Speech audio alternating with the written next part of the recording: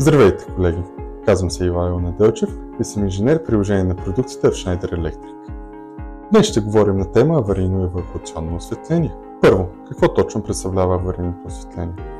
То е важна част от безопасността на сградите и обществените пространства.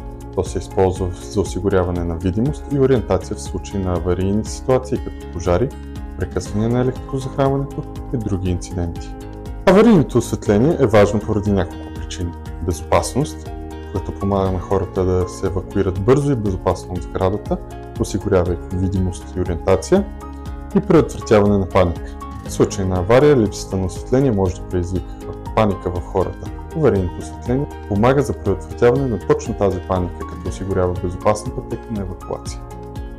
Съществуват няколко вида системи за аварийно осветление: самостоятелни осветителни тела, адресируеми осветителни тела и системи с централна батерия. Днес ще обсъждаме адресируемите осветителни тела и техните ползи.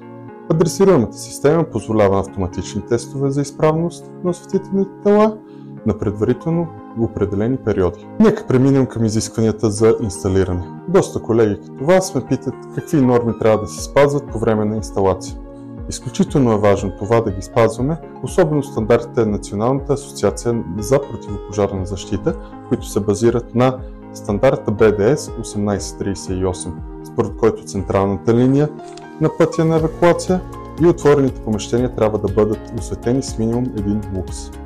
И сега, нека разгледаме какво има в кутията.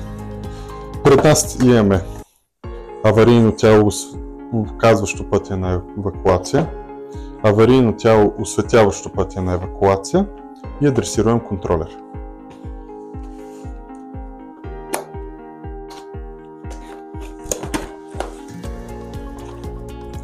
Монтажна стойка.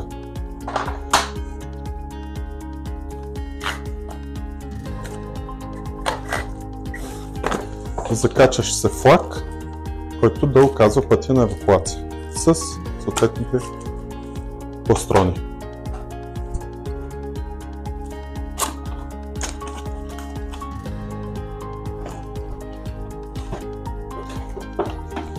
Осветително тяло с допълнителен пластрон, който да се закача при инсталация.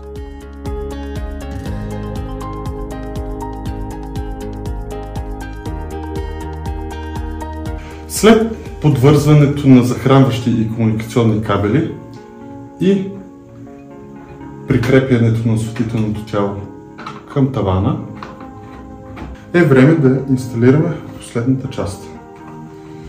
Пиновете влизат към клемите и с помощта на 4 щипки прикрепваме осветителното тяло.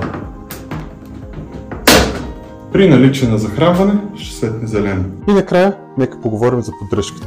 Доста често ни питат колко често трябва да се проверява една аварийна евакуационна система. Желателно е веднъж месечно да се правят тестове дали работят осветителните тела и веднъж годишно да се проверява издържливостта на батерията. Какво да правим, ако някой от аварийните осветителни тела не се включи или даде грешка по време на тест?